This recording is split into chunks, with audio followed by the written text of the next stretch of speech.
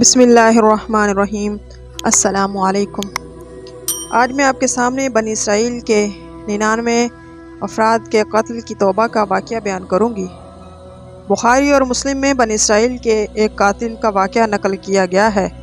نبی صلی اللہ علیہ وآلہ وسلم نے اللہ کے ہاں توبہ کی قبولیت سے متعلق صحابہ کرام کے سامنے بنی اسرائیل کے ایک قاتل کا نہایت ہی خوبصورت واقعہ بیان کیا کہ بنی اسرائیل میں ایک شخص چوری، ڈکیتی، قتل میں بہت مشہور تھا۔ نہایت ہی معمولی بات پر کسی کو قتل کر دیتا۔ ہوتے ہوتے اس کے ہاتھ 99 افراد کا قتل ہو چکا۔ اس کے بعد اس کے دل میں احساس پیدا ہوا کہ مجھے بھی اللہ کے ہاں جانا ہے۔ چنانچہ یہ فکر بڑھتا گیا، لوگوں سے معلوم کرتے ہوئے پھرنے لگا کیا میری توبہ قبول ہو سکتی ہے یا نہیں۔ کسی عالم شخص سے ملاقات کی تو فکر ہوئی کہ معلوم کیا جائے ایسے شخص کی توبہ قبول ہو سکتی ہے یا نہیں۔ لوگوں نے ایک عابد شخص کے پاس جانے کا مشورہ دیا۔ اس شخص نے اس کے پاس جا کر مسئلہ معلوم کیا، کیا میری توبہ قبول ہو سکتی ہے، کیا میری مغفرت ہو سکتی ہے جبکہ میں نے 99 انسانوں کی جان لی ہے۔ تو اس عابد کو مسئلہ معلوم نہیں تھا۔ اس نے اپنی عقل سے قیاس آرائی کی کہ جو آدمی 99 انسانوں کی جان لے سکتا ہے تو اس کی مغفرت کیسے ہو سکتی ہے۔ چنانچہ اس نے کہا تیری توبہ قبول نہیں ہوگی، تو اس شخص نے غصہ جلال میں آ کر اس کو بھی قتل کر دیا اور پورے 100 ہو گئے۔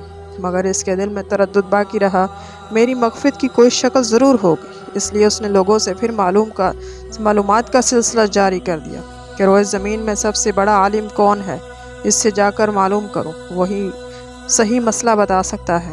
آخرکار لوگوں نے بتلایا فلاں جگہ ایک عالم رہتا ہے، اس کے پاس جا کر معلوم کرو۔ چنانچہ اس نے عالم صاحب کے پاس جا کر اپنی زندگی کارگزاری سنائی اور 100 آدمیوں کو کس طرح سے قتل کیا سارا کارنامہ سنا کر معلوم کیا کہ آپ بتلائیے کہ میری توبہ قبول ہو سکتی ہے یا نہیں، کہ اللہ کے ہاں مجھ جیسے گناہگار کے لیے مغفرت کا کوئی خانہ ہے۔ تو اس عالم صاحب کو چونکہ علم تھا، اس نے بتلایا کہ تیرے گناہ معاف کرنے میں اللہ کے ہاں کیا رکاوٹ ہے۔ اللہ کی رحمت کا سمندر تو جیسے گناہگاروں کے گناہوں سے بھی بہت بڑا ہے۔ چنانچہ عالم صاحب نے مشورہ دیا کہ تم فلاں جگہ سفر کر کے جاؤ، وہاں کچھ اللہ کے بندے رہتے ہیں، ان کا مشغلہ صرف اللہ کی عبادت ہے، ان کے ساتھ مل کر اللہ کی عبادت کرو، نادم ہو کر اپنے گناہوں سے معافی مانگو، انشاءاللہ اللہ تمہاری مغفرت ضرور کرے گا۔ جب اس شخص نے آدھا راستہ طے کر لیا تو ملک الموت آ گئے، اس کی موت ہو گئی، اس کے روح لے جانے کا مسئلہ کھڑا ہو گیا۔ آسمانوں سے رحمت کے فرشتے آئے، عذاب کے فرشتے آئے۔ رحمت کے فرشتے کہنے لگے کہ اس کی روح لے جانے کے حقدار ہم ہیں، اس لیے یہ سچے دل سے تائب ہو کر عبادت کے لیے جا رہا تھا۔ اور عذاب کے فرشتے کہنے لگے اس کی روح لے جانے کے حقدار ہم ہیں، کبھی کوئی نیک کام نہیں کیا، پوری زندگی اس نے گناہ کی۔ اسی دوران آسمان سے آدمی کی شکل میں ایک فرشتہ آیا۔ بعض روایت سے معلوم ہوتا ہے کہ آنے والا فرشتہ حضرت جبرائیل علیہ السلام تھے۔